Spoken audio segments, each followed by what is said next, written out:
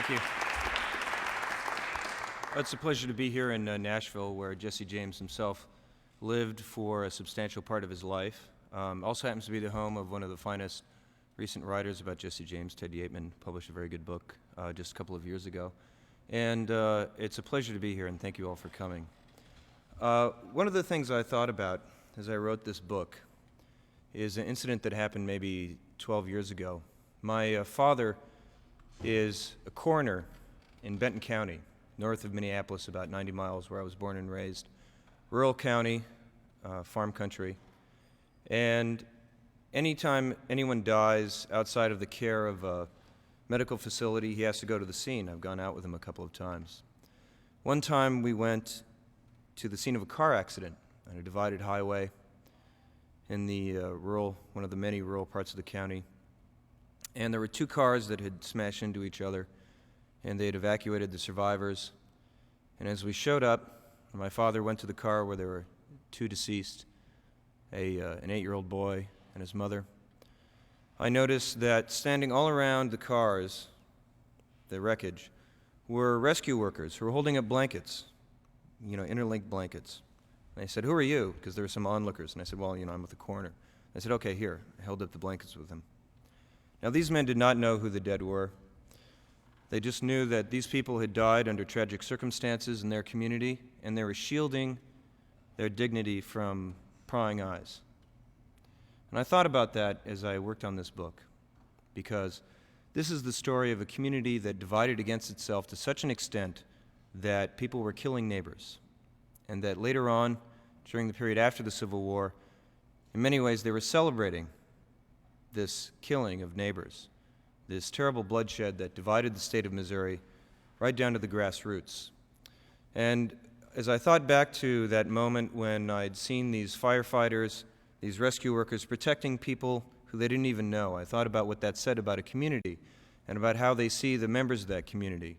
And it spoke to me about just how badly divided this society was, here right on the frontier between North and South. Here in the life of Jesse James, the great issues of the day, the Civil War, Reconstruction, slavery, emancipation, the role of the government, all these things were a matter of personal choice. And I think that a lot of academic historians have looked at Jesse James and his supporters and have treated them as a bunch of ignorant farmers who really didn't know any better. And they focused very heavily on what the dime novelists have written about him, on what the media and later on the movies said about him, but didn't take him seriously or his supporters. Now, there may be some people who don't like the way I depict Jesse James in the story, and I can certainly understand that. It's not a very flattering portrait, but I take him very seriously. I find him to be somebody who was quite political, quite sophisticated, quite articulate, as were the people who supported him and the people who opposed him. Now, what I do in this book is I follow his life and the life of his family from well before the Civil War to well afterwards. And I look at how they played out their lives in the context of the nation dividing against itself. And there, in their community, in the western part of Missouri, in Clay County, along the Missouri River, as I said, people had to make choices. We find slaveholders who sided with the Union, as well as slaveholders who sided for the South. We find people who were born in the North and moved there who side with the Confederacy, and people who were born in Tennessee or Kentucky or Missouri itself who decide to side with the Union. We see not the great march of armies, but people in these communities, in Clay County, an area where sentiment for secession and for the Confederacy was very strong. Still, we see people who sided with the Union and people sided with the Confederacy and organized themselves against each other.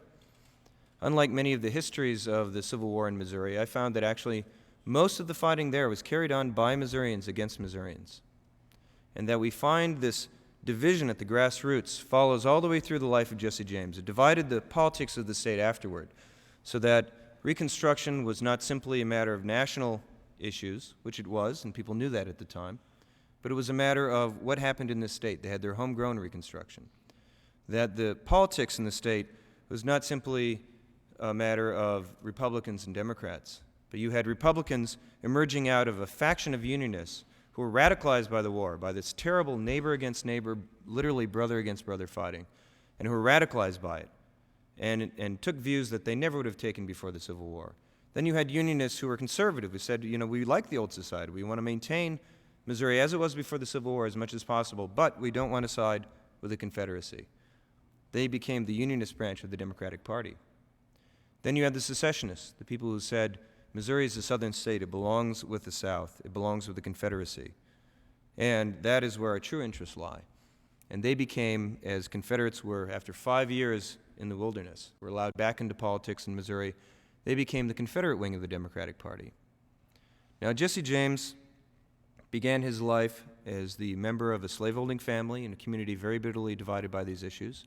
His family took the side of the Confederacy at the outbreak of the Civil War, when a lot of local families were still hesitating to choose one side or the other.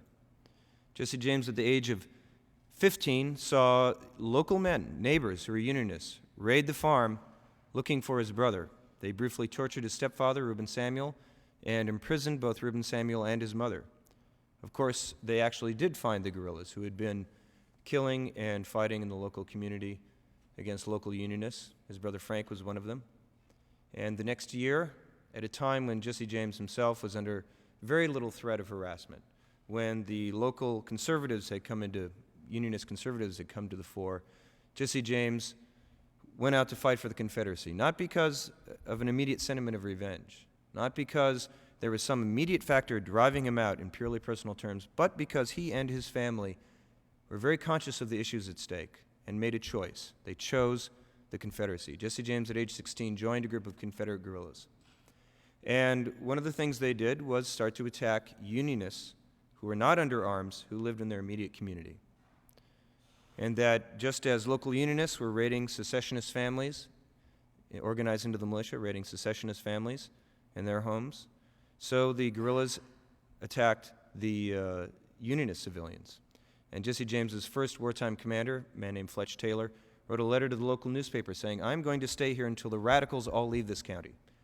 And they actually, for the most part, did not fight organized troops, but waged a war to turn the state into a Confederate state at the grassroots by driving out their opponents.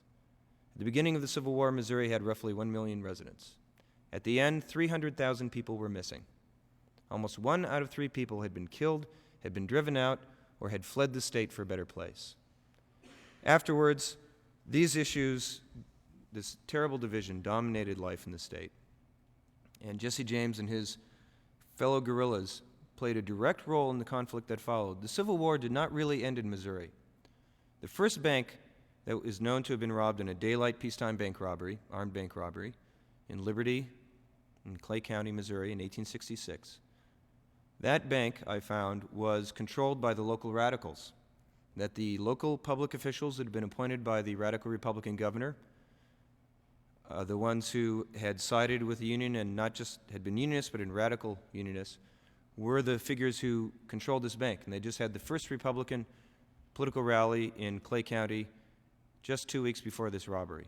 Now, most of the targets that Jesse James and the people he was associated with robbed after the Civil War were not symbolic targets. But immediately after the Civil War, this crime, this banditry, emerged out of a very direct political confrontation with the state government.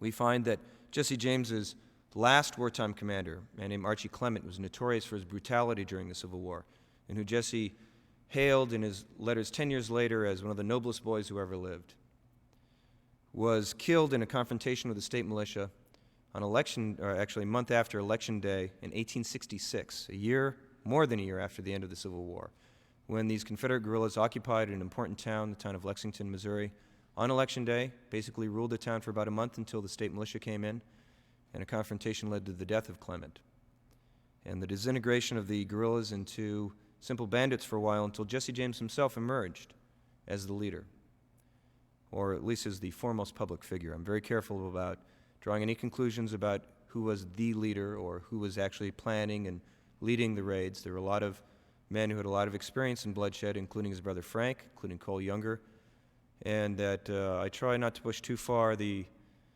things that I actually don't know and can't know for a fact. But Jesse James certainly was the leading public figure, and he formed an alliance with a newspaper editor, a man who was such a staunch Confederate that with his commander, Joe Shelby, he went into exile in Mexico rather than surrender at the end of the Civil War, along with many other Confederates.